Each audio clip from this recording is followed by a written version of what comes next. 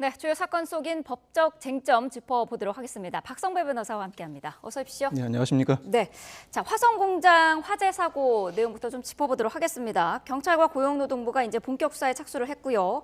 책임자 5명이 피의자 신분으로 이제 전환이 됐고 압수수색도 어제 진행이 된 상태인데요.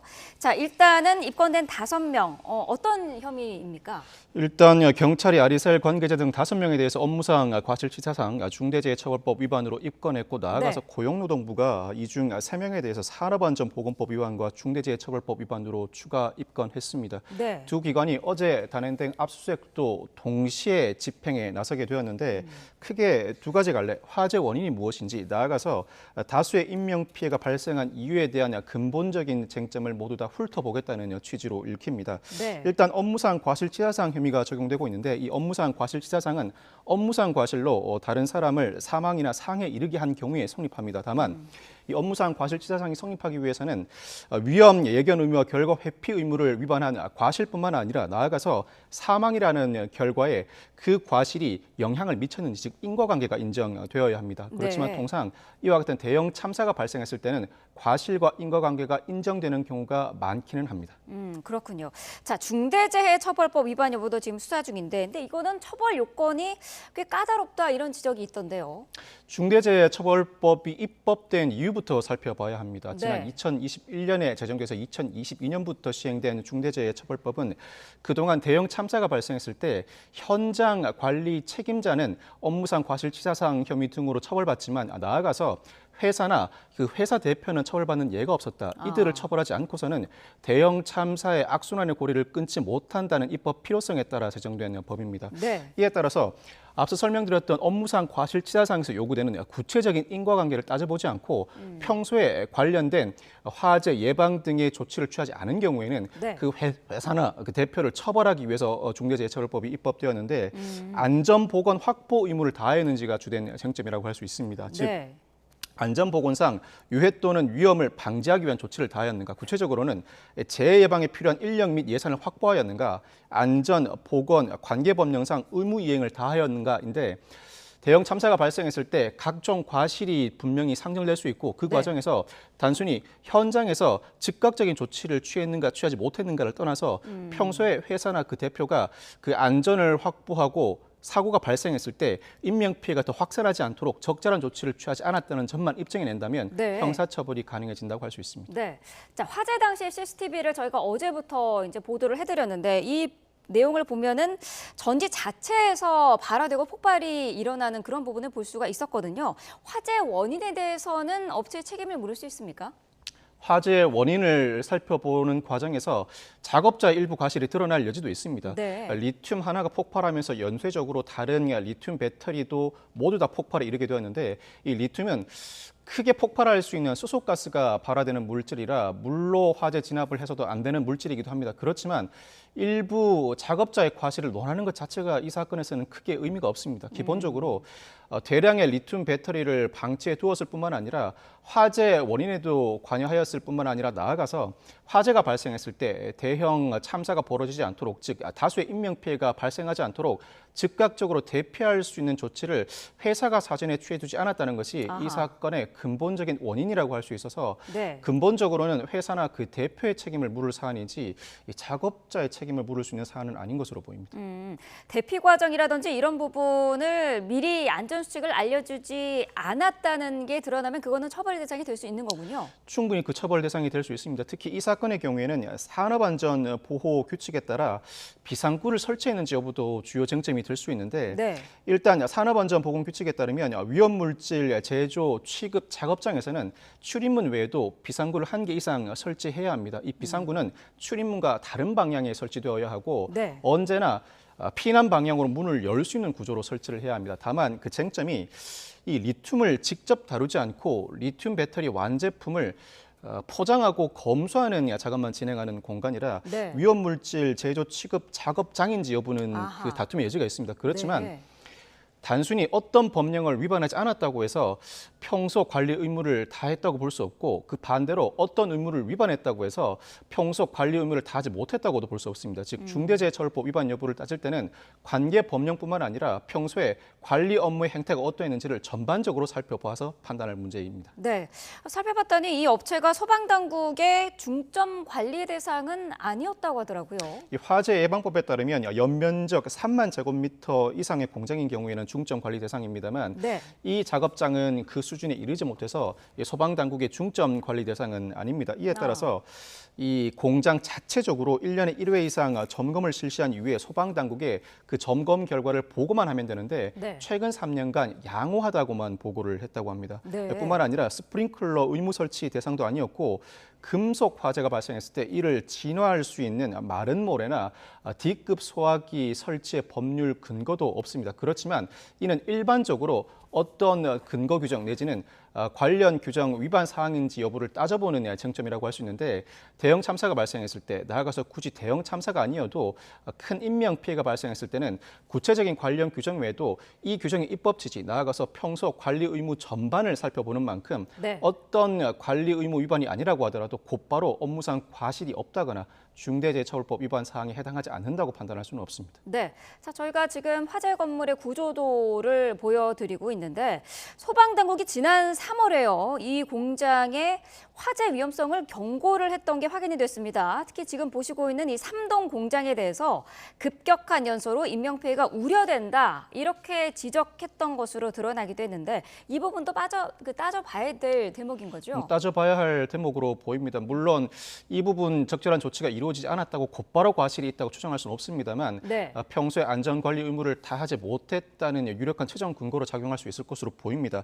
지난 3월에 소방당국이 이 공장을 점검하면서 3층 공장을 찝어서 다수 인명피해 우려 지역으로 설정했습니다. 나아가서 3동 제품 생산 라인 급격한 연소로 인한 인명피해 우려가 있다고 이 사건 화재를 마치 예견이나 한 듯 정확하게 집어내기도 했는데 네. 리튬 1000kg, 990kg 저장소 2개, 화재 시 삼류 위험물 저장소 내 방수 금지, 화재가 발생했을 때 물을 뿌려서는 안 된다는 취지의 지적도 이미 담겨 있습니다. 그렇지만 관련된 적절한 조치가 이루어지지 않은 것으로 보이고 사실 이 부분은 공장의 책임뿐만 아니라 소방당국의 책임도 일부 불거질 수 있는 사안입니다. 이와 같은 위험을 예견했다면 금속 화재가 발생했을 때 이를 막을 수 있는 D급 소화기 비치 의무도 동시에 권고할 필요가 있었는데 적절하게 관련된 권고는 하지 않은 것으로 보여서 이 화재 책임을 논하는 과정에서 소방당국도 일부 자유롭지 못할 것 같습니다. 네, 자 저런 위험성을 경고한 부분을 사실 현장에서 일을 하는 사람들은 알지 못했던 그런 상황인 것 같습니다.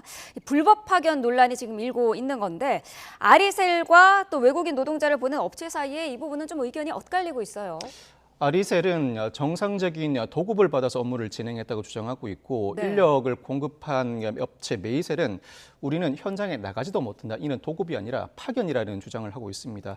사실 도급인지 파견인지는 쉽게 그 사실관계를 규명해낼 수 있습니다. 도급은 원청업체가 하청업체에 모든 일을 맡기고 하청업체가 그 근로자를 지휘 감독하는 관계입니다. 그에 반해서 파견은 이 하청업체는 인력만 도급업체에 공급하고 도급업체가 그 근로자를 직접 지휘 감독하는 관계에 서게 되는데 관련된 작업자들이 많은 만큼 구체적으로 누구로부터 업무 관련 지휘 감독을 받았는지 하청업체가 지휘 감독 과정에서 개입한 사실이 있는지는 금방 밝혀낼 수 있는 부분이긴 합니다. 그런데 파견으로 보게 될 경우에는 이는 사실 파견근로자보호법 위반이라고 할 수 있습니다. 파견근로자보호법에 따르면 이 파견근로자는 32개 업무에만 종사할 수 있고 제조, 직접 생산 공정 업무에는 종사할 수 없는데 직접 생산 공정 업무에 종사했다고 볼 여지가 있습니다. 뿐만 아니라 파견을 했다면 관련 업체가 인력 공급업 허가도 받지 않은 것으로 보여서 관련 법령 위반에 해당하기도 하고 나아가서 이 근로자들이 주로 외국인이었고 이 외국인들은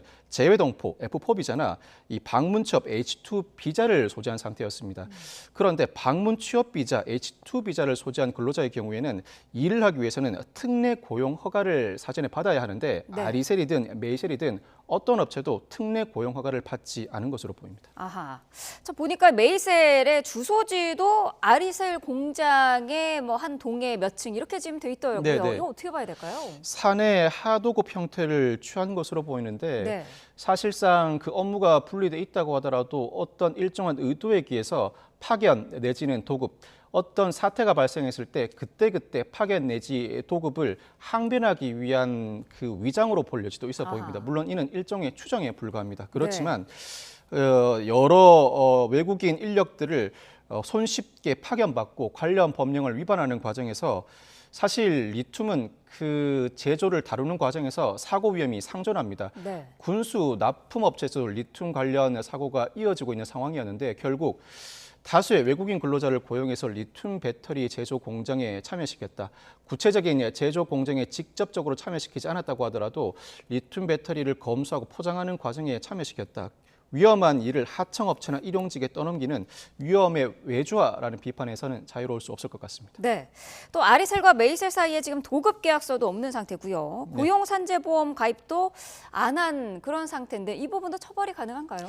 도급 계약서가 없다는 부분은 구두 계약에 따라서 그때그때 인력을 파견받고 인력을 파견받는 과정에서도 필요에 따라 도급 내지는 파견이라고 항변하기 위한 취지로 보이는데 네. 계약서가 없다는 부분도 사실 과태료 부과된 처벌 대상이라고 할 수 있고 고용 산재보험도 실질적으로는 근로자로서 일용직인지 여부를 불문하고 온전히 일을 하고 있음에도 불구하고 이와 같은 보험에 가입시키지 않은 부분도 처벌 대상이라고 할 수 있습니다. 이 사건은 단순히 어떤 일이 발생했을 때 관련 법규를 위반하였다는 전반적인 의무 위반을 살펴보는 수준을 넘어서서 이와 같은 의무 위반이 화재 발생과 나아가서 막대한 인명피해로 이어졌을 가능성을 배제할 수 없기 때문에 관련된 법규 위반에 대해서는 폭넓은 조사가 필요한 사안입니다. 네. 지금 뭐 경찰도 고강도 수사의 의지를 보이고 있는 만큼 상황을 계속해서 지켜봐야 될 것 같습니다. 다음 이슈로 좀 넘어가 보도록 하겠습니다. 손흥민 선수의 아버지죠. 손흥정 감독이 피소가 됐어요. 현재 뭐 유소년 축구 훈련센터 감독이기도 한데 아동학대 혐의더라고요. 아동학대 혐의로 손 감독과 손흥민 선수 아버지가 운영하고 있는 유소년 축구 훈련센터 코치 2명이 아동복지법상 아동학대 혐의로 조사를 받고 이미 경찰이 죄가 인정된다는 취지로 검찰에 송치한 상태입니다. 네. 지난 3월에 오키나와 전지 훈련이 이어졌는데 이 과정에서 한 학생이 코치로부터 폭행을 당했다. 구체적으로는 허벅지 부위에 코너킥 봉으로 맞아 2주간 치료가 필요한 상해를 입었다. 나아가서 손흥정 감독으로부터는 반복해서 욕설을 들었을 뿐만 아니라 다른 코치로부터는 엉덩이 종아리를 맞고 구레나룻을 뜯길 뿐만 아니라 머리 부위에 폭행을 당했다는 취지로 고소를 진행했고 그 고소에 따른 경찰 조사 결과 일단 검찰에 아동복지법상 아동학대 혐의로 송치된 상황입니다. 네. 자, 고소인 측의 입장을 봤더니 한 번이 아니라 지속적인 학대를 받았고 이거를 참다가 용기를 내서 고소한 거다 이런 입장이에요. 이 고소인 측의 입장은 한 번이 아니라 지속적 학대를 받았고 참다가 용기 내 고소했다. 즉 훈련 과정에서 통상 발생할 수 있는 엄한 조치에 불응해서 과도하게 고소를 한 것이 아니라는 취지입니다. 나름대로는 참아왔고 일정한 수인 한도를 넘어섰다. 폭행과 욕설, 일부 필요할 수 있을지언정 그 수인 한도를 넘어서는 폭행과 욕설이 이어졌고 반복된 폭행과 욕설을 참아오다가 더 이상 그 감내할 수 있는 수준을 넘어서서 고소를 감행했다는 취지로 항변하고 있습니다. 네. 자, 송 감독 측의 해명을 보면은 뭐 선착순 달리기 후에 20초 안에 못 들어오는 사람은 한 대 맞기 뭐 이렇게 이미 합의를 하고 동의를 하고 훈련을 했다는 거거든요. 네네. 이 부분은 어떻게 볼 수 있을까요? 상해나 폭행죄의 경우에는 동의를 받는 경우에 어렵게 표현하면 위법성이 조각되는 경우가 있습니다. 그렇지만 상해나 폭행을 가했음에도 불구하고 형사처벌할 수 없는 위법성 조각 사유는 그 승낙이 진지한 승낙이어야 할 뿐만 아니라 판례에 따르면 도덕적, 윤리적으로 사회상규에 위반되지 않는 수준이어야 합니다. 그런데 이 사안의 경우에는 아동학대 사건으로서 아동이 전지훈련 과정에서 일정한 동의를 요구해 왔을 때 이를 거부하기가 상당히 어렵고 동의를 했다고선 치더라도 상해 수준에 이르거나 반복적인 폭행이나 욕설까지 승낙했다고 보기는 상당히 어려워서 동의를 받았다는 점만으로는 이 사건을 해결할 수 없어 보입니다. 특히 이 사건 종아리를 코너킹 봉으로 맞았다는 부분과 관련해서는 현재 사건 진행 상황에 비춰볼 때 손 감독 등의 혐의가 인정될 가능성은 많은 것이 사실입니다. 그 이유가 어떤 구간에서부터 어떤 구간까지 그 시간 내에 뛰어서 오라는 요구를 충족하지 못했다는 이유로 이 아동뿐만 아니라 4명의 아동에 대해서 폭행을 가했다. 즉 4명 전반에 대한 조사가 이어졌을 가능성이 높고 네. 폭행을 하는 과정에 대한 진술이 상당히 상세합니다. 구체적으로는 폭행 이후에 너는 잘못 때렸다고 그 발언을 했다고 하는데 이 발언도 직접 경험하지 못한다면 발언할 수 없는 진술이라고 할 수 있습니다. 뿐만 아니라 손흥정 감독 욕설도 반복되었다고 주장하고 있는데 그 욕설도 상당히 반복적이었을 뿐만 아니라 욕설 전후의 언행도 직접 경험하지 않고는 발언할 수 없는 진술이라고 할 수 있습니다. 현재까지는 그 구체적인 상황에 비춰볼 때 이대로 사건이 진행된다면 그 혐의를 벗기는 어려운 것이 사실로 보입니다. 네, 피해 아동이 종이에 쓴 그런 내용들을 저희가 조금 전에 화면으로도 보여드렸는데 봤더니 횟수도 적혀 있고요. 어떤 식으로 학대를 당했는지도 적혀 있었어요. 꿀밤도 있었고 귀 당기기 등등이 지금 적혀 있는데 이런 아이들의 종이에 적은 저런 부분들이 증거로도 인정이 될 수 있나요? 증거로 인정될 수 있고 일단 이 아동의 경우에는 해바라기 센터에서 구체적인 진술을 한 것으로 보이는데 네. 제시한 자료는 허벅지에 멍 사진 나아가서 종이에 적은 피해 내역 사진에 더불어서 해바라기 센터에서 구체적으로 진술한 내용까지 더해진다면 이와 같은 증거는 충분히 그 증거 가치가 있어 보입니다. 최근에 아동학대 사건은 그 포섭 범위가 기하급수적으로 확대되고 있습니다. 그 아동학대는 그 유형이 신체적 학대, 정서적 학대 등 그 유형도 상당히 다변화되고 있을 뿐만 아니라 현재 수사와 재판, 실무에 비춰보면 구체적인 행위가 아동학대인지 그 포섭 범위도 상당히 늘어나고 있습니다. 물론 사랑의 매라고 일부 항변할 수도 있고 훈련 과정에서 부득이했다고 변명할 수도 있겠습니다만 그와 같은 현장에서의 인식과 다르게 현재 최근 몇 년 사이에 수사와 실무는 이 정도 사안이라면 부모나 교사라고 하더라도 폭행과 욕설을 감행했다면 이는 아동학대로 보고 있는 것이 사실입니다. 네. 자, 송 감독 측은 일단 언행이 부드럽지 않았고 고소된 건에 대해서 코치진의 체벌이 있었다는 거는 인정을 했습니다. 그렇지만 고소인의 주장이 사실과 다른 부분도 상당히 있다 이렇게 지금 밝히고 있죠. 아마 고소인 주장 중에서 일부는 사실관계를 인정한다. 한 사실을 하지 않았다고 주장할 의도는 없고 그렇다고 하지 않은 행동을 했다고 주장할 생각도 없다고 주장하고 있습니다. 즉 일부 사실관계를 인정하면서도 고소인이 주장하는 사실관계 전체가 모두 다 사실에 부합하지는 않는다. 진실과 다른 부분도 많다고 항변하고 있는데 물론 일부 항변을 통해서 고소인 측의 주장이 모두 다 받아들여지지 않을 가능성은 있습니다만 일부 인정하는 사실관계에 비춰보더라도 아동학대가 인정될 가능성은 많아 보이는 것이 사실입니다. 이 사안은 아동학대가 인정되었을 때 아동학대 사건은 형사처벌을 무조건 강제하지 않고 아동보호 사건으로 처분하는 경우도 많습니다만 이 사건은 아동보호 사건으로 처분할 수 있는 사안도 아닙니다. 아동보호 사건으로 처분하는 이유는 가정 내 아동학대 사건이나 학교 내 아동학대 사건이 발생했을 때 아동학대 사건으로 형사처벌하기보다는 부모나 교사의 행동 변화를 이끌어내기 위한 조치라고 할 수 있는데 이 손흥민 선수의 아버지 손흥정 감독과 이 아동이 지속적으로 그 관계를 이어나갈 것으로 보이는 상황은 아니어서 아동보호 사건이 아닌 형사처벌로 이어질 가능성은 높아 보입니다. 최근에 아동학대 사건, 특히 교사를 상대로 한 아동학대 신고가 접수되었을 때는 이 수사기관이 의무적으로 교육감의 의견을 제출받도록 하고 있습니다. 정당한 생활지도인지 그 의견을 제출받고 이를 그 처분에 반드시 참작하도록 하고 있는데 이에 따라서 최근 교사에 대한 아동학대 신고가 접수되었음에도 불구하고 교사에 대한 아동학대가 인정되지 않는 사례가 많이 늘고 있다고 합니다. 이 사건은 교육감의 의견을 제출받을 사안도 아닙니다만 이처럼 교육감의 의견을 제출받아서 교사의 아동학대가 인정되지 않은 사안은 생활지도 과정에서 상당히 무리한 행동을 하니 팔을 잡아 제지하는 수준에 그치는 정도입니다. 이 사안은 그 수준은 넘어서는 것으로 보여서 현재 진행되고 있는 사실관계에 비춰보면 아동학대가 인정될 가능성이 높아 보이는 것이 사실입니다. 네, 지금 저희가 그래픽으로도 보여드리고 있습니다만은 송 감독 측에 의하면은 피해 아동 학부모 측이 수억 원의 합의금을 요구했다. 지금 이 부분도 논란이 되고 있는데요. 이렇게 논란이 되자 고소인 측은 이거 2차 가해다 이런 주장이거든요. 어떻게 볼 수 있을까요? 양측이 직접 만나기보다는 대리인을 통해서 접점을 찾다 보면 서로 간에 오해가 발생할 소지가 많이 늘어납니다. 손 감독은 고소인 측이 수억 원의 합의금을 요구해서 그 부담할 수 없는 합의금에 부득이 합의에 이르지 못했다고 주장하는 반면에 고소인 측은 손 감독이 직접 나타나서 사과하지 않았고 합의를 요구하면서 처벌 불원서 제출 등 일정한 합의 조건만 제시해서 화가 나서 진지하고 구체적으로 합의금을 제시하려고 한 것이 아니라 화가 난 상태에서 그와 같은 언행을 했던 것에 불과하다고 항변할 수 있습니다. 즉 그와 같은 합의금으로 합의를 직접적으로 요구한 적이 없다는 취지입니다. 양측의 입장이 대별되고 있는 상황이어서 사실관계는 더 따져봐야 할 것 같고 사실 합의금을 얼마 요구했는가가 이 사건 진행에 직접적인 영향을 미치지는 않습니다.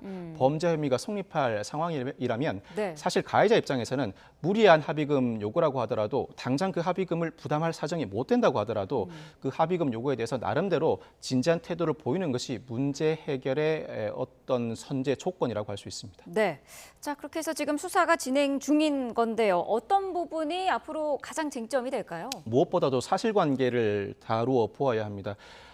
손흥정 감독 측이 일부 사실관계가 진실에 부합하지 않는다고 주장하는 만큼 어떠한 폭행과 욕설이 있었는지 구체적으로 그 범위를 확정하는 것이 선결 문제라고 할 수 있습니다. 나아가서 이 부분이 아동학대에 해당하는지 살펴보아야 하는데 현재 실무상은 아동학대의 범위가 상당히 크게 넓어진 만큼 아동학대로 볼 여지가 상당히 많다고 할 수 있을지언정 실제로 아동학대에 해당하는지 신체적, 정서적 학대에 해당하는지는 구체적으로 따져보고 법리 검토도 이어나가야 할 것으로 보입니다. 뿐만 아니라 이를 통해서 구체적으로 어떤 정도의 처벌 수위에 이르러야 하는가도 주된 쟁점으로 부각될 수 있는데 검찰이 이 사안을 처분하면서 징역형 이상이 선고되어야 할 구공판을 할 것인지 아니면 벌금형에 그친 구약식을 할 것인지 아니면 일정한 사과를 전제로 기소유예 처분을 할 것인지도 다루어 보아야 할 문제입니다. 그냥 아무 전제 조건 없이 폭행과 욕설에 행해진 사안이 아니라 훈련 과정에서 발생한 폭행과 욕설이라고 볼 여지가 있기 때문입니다. 네, 자 검찰의 수사 상황 계속해서 지켜봐야 될 것 같습니다. 오늘 말씀은 여기까지 듣도록 하겠습니다. 박성배 변호사와 함께했습니다. 말씀 감사합니다. 감사합니다.